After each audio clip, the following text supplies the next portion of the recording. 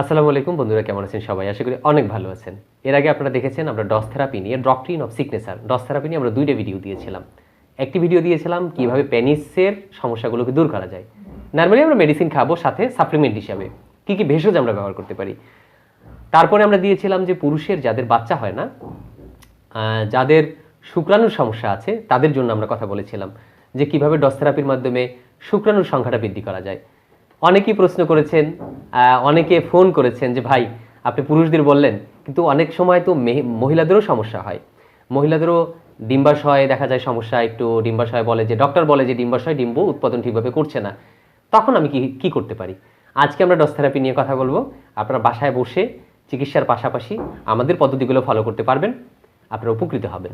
DOS therapy নিয়ে জানার জন্য আপনারা গুগলে সার্চ দিন। আমাদের এখানে স্ক্রিনের উপর লেখা আছে ডক্ট্রিন অফ সিকনেসার, বানান করে গুগলে সার্চ দিন, তাহলে বুঝতে পারবেন ডস থেরাপি কি।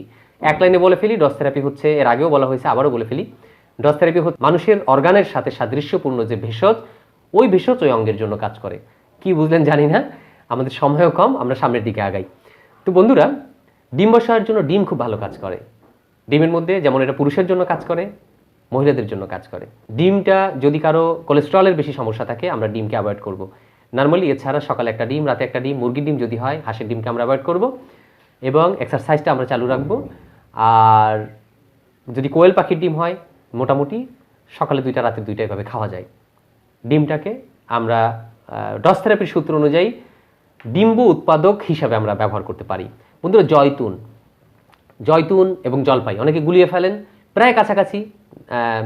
এটা আরব দেশে যেটা পাওয়া যায়, যদি কারো বিদেশে এরকম লোক থাকে বলবেন জয়তুন ফলটা যেন নিয়ে আসে। জয়তুন ফল ডিম বসার জন্য খুব ভালো কাজ করে। প্রতিদিন একটা করে জয়তুন ডিম বসার জন্য ভালো কাজ করবে, ডিম্ব উৎপাদনের জন্য সহায়ক হবে। ডস থেরাপির ফর্মুলা অনুযায়ী জয়তুন ডিম্বাশয়ের উপরে কাজ করে এবং ডিম্ব উৎপাদনের জন্য কাজ করে।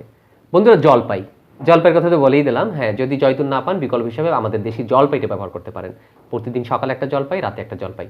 জলপাইয়ের যখন সিজন হবে তখন ব্যবহার করতে পারেন। এছাড়া জলপাই যখন যদি সিজন না থাকে, শুকিয়ে রাখতে পারেন, সংরক্ষণ করতে পারেন, অথবা আপনি চাইলে জলপাইয়ের আচার করে নিতে পারেন। যেভাবেই হোক, জলপাইটা খুব ভালো কাজ করবে। সকালে একটা, রাতে একটা। আমি যে কথাগুলো বলছি এটা হচ্ছে ডস থেরাপি নিয়ে কথা বলছি। ডস থেরাপি হচ্ছে alternative part of alternative medicine, আলাদা একটি চিকিৎসা পদ্ধতি।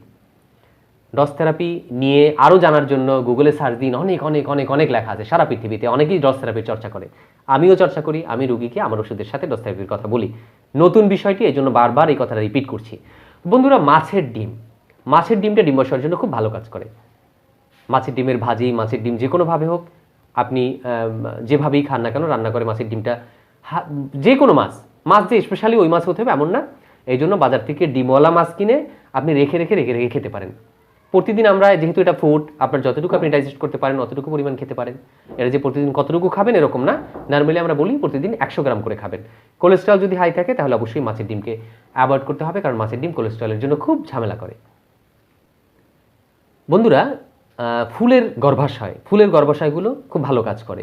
এখানে আমরা ফুলের গর্ভাশয়ের জন্য আমরা যে ফুলগুলো খেতে পারি, অনেকগুলো ফুলই আমরা খেতে পারি। এর ভিতরে কুমড়ো ফুল আমরা খাই, বা এই টাইপের যে ফুলগুলো আমরা খেতে পারি, বক ফুল আমরা খাই। এই ফুলগুলো ফুলের গর্ভাশয় খুব ভালো কাজ করে ডস থেরাপির সূত্র অনুযায়ী। বারবার এই কথাটা আমি বলছি।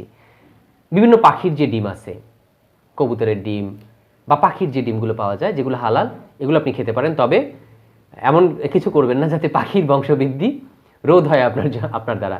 পাখির ডিম হিসেবে আমরা কোয়েল পাখির ডিমটাই ব্যবহার করতে পারি। অনেক ধন্যবাদ বন্ধুরা, এতক্ষণ যারা আমাদের সাথে ছিলেন। আশা করি আপনি এই মেডিসিনের সাথে ডস থেরাপিটা ফলো করতে পারেন। ডস থেরাপি একটি স্বয়ংসম্পূর্ণ চিকিৎসা বিজ্ঞান, পরিপূর্ণ ওরকম আমরা না বললেও আমরা বলতে পারি যে হ্যাঁ, ডস থেরাপি খুব ভালো একটি চিকিৎসা পদ্ধতি, যা প্রচলিত চিকিৎসা ব্যবস্থার সাথে সাপ্লিমেন্ট হিসেবে ব্যবহার করা যায়। এ নিয়ে বিদেশে অনেক গবেষণা হয়েছে, অনেক রিসার্চ পেপার আছে। আমার কাছে কেউ লিঙ্ক চাইয়েন না, গুগলে সার্চ দেন, পাবেন।